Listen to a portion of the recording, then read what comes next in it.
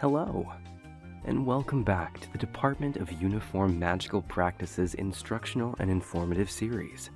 And welcome back to Demystifying the Mystical, the flagship release from our supplemental human-born informative training program. This program was designed with the goal of creating a dynamic, thorough, and, dare we say it, fun set of resources for those who are new to the magical world, those seeking to instruct new magic users, and even those just seeking to better support or understand new magic users. We hope you find this information as helpful and informative as we do. Our teams in the Supplemental Human-Born Informative Training Program have been working directly with experts to identify some of the most commonly faced difficulties for human-borns and other individuals new to the magical world. And in our commitment to serve the members of our community to the best of our abilities, we at the Department of Uniform Magical Practices are proud to present this thoughtfully curated supplementary material to you. The world of magic is a beautiful, complicated place. And that comes with beautiful, complicated considerations. The department is immensely proud of the communities we serve and are made up of. But it would be irresponsible to pretend that the magical world doesn't have its share of bad actors, just like the non-magical world.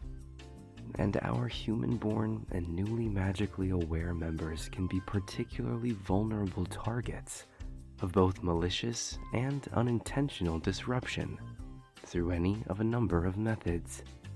One of the goals in this video is to give you the tools to better protect yourself in this new, challenging landscape that is the world of magic.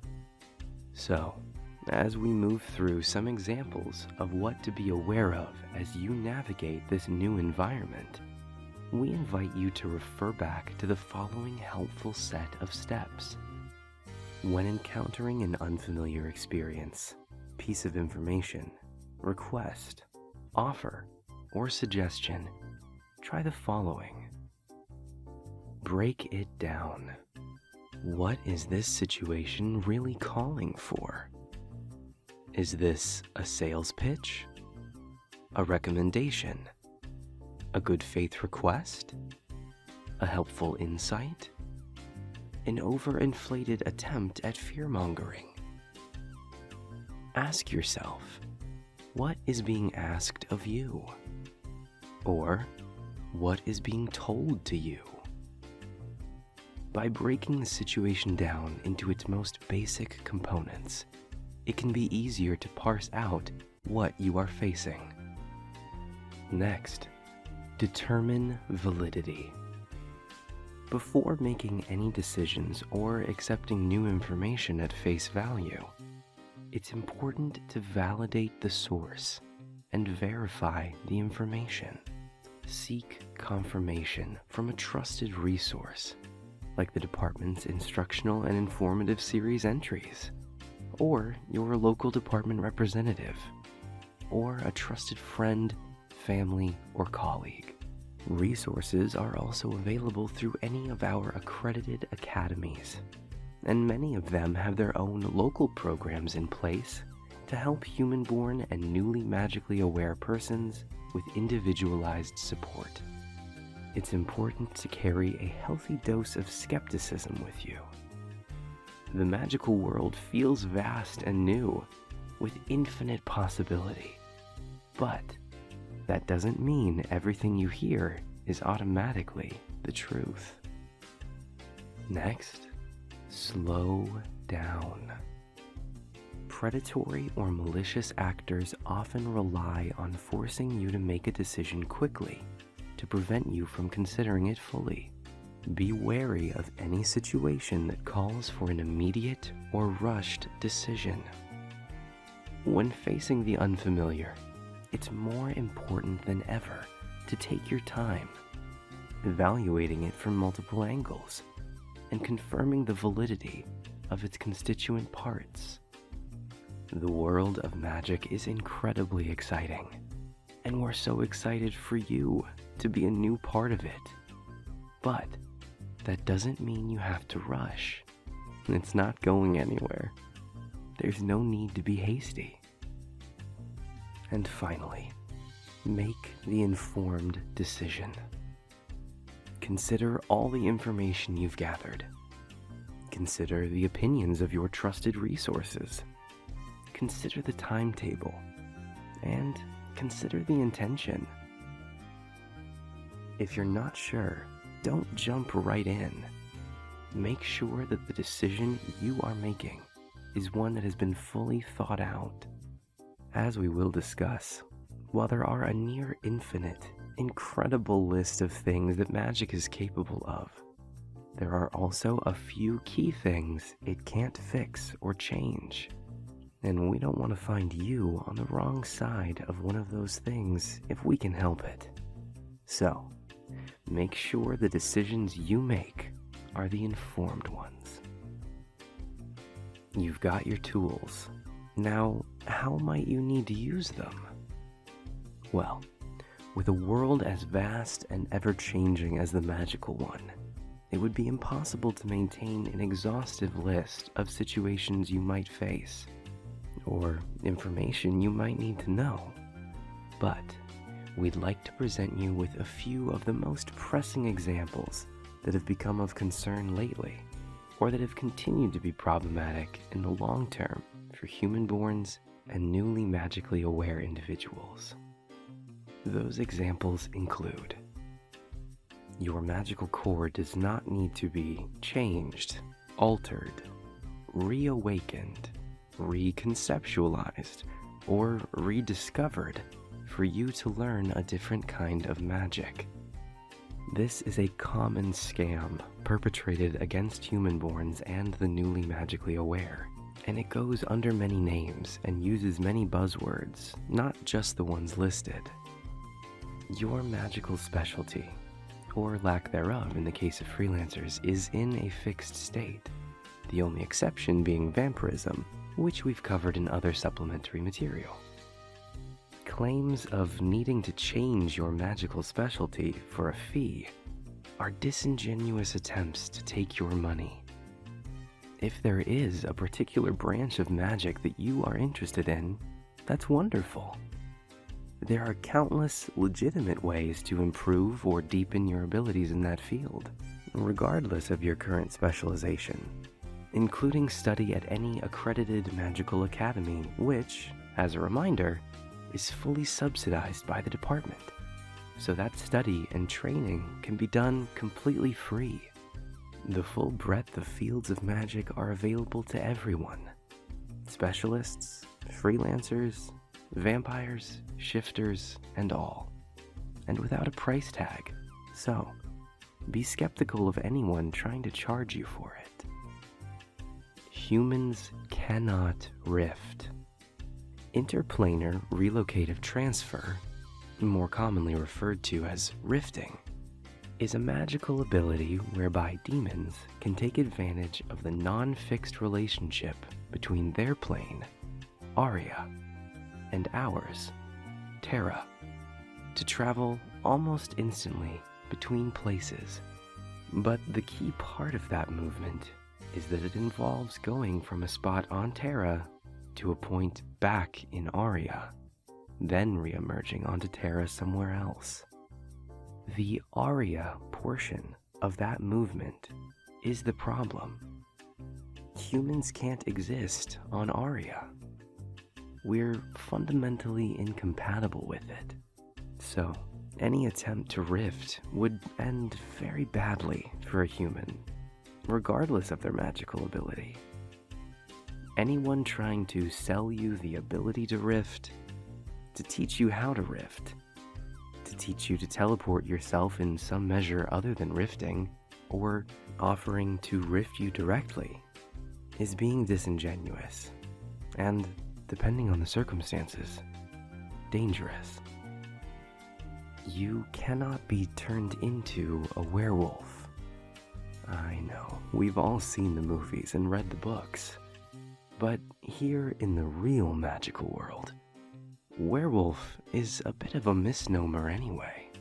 Shifters come in many different forms, and while wolf shifters are most common, they aren't the only ones, and no shifter of any type can turn you into one. That said, while lycanthropy doesn't exist, please seek healer assistance for any unplanned bites received to prevent other, more conventional forms of infection.